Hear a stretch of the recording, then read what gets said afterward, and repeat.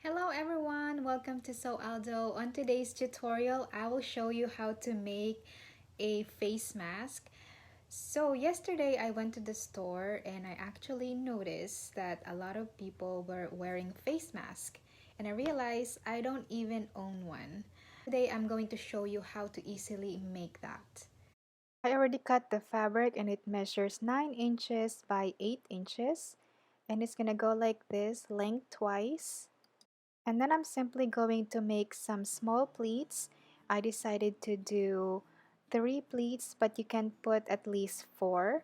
The reason why I am pleating is because when you put it on, it will follow the curve of your face. You secure them using pins. And then I will stitch it to hold the pleats in place. I'm going to hand sew it, so just in case you don't have a sewing machine, just doing a simple running stitch just to hold the pleats in place. Nothing fancy here, so you can easily do it. And it should look something like this. And then I'll go ahead and repeat the same step on the other end of the mask. And I am going to hem the 4 sides. I fold in about 1/2 inch and I'm just going to hem it all the way around just to make the mask stable. Now it's time to add the elastics on the side, and here it is about 8 inches. You can adjust it depending on your size.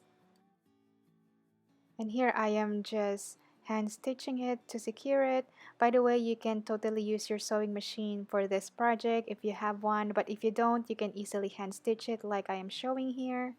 This is the final product. I absolutely love how it turned out. Thanks so much for watching. Don't forget to give this video a thumbs up and subscribe to my channel if you haven't already. Much again, and I will see you soon. Bye!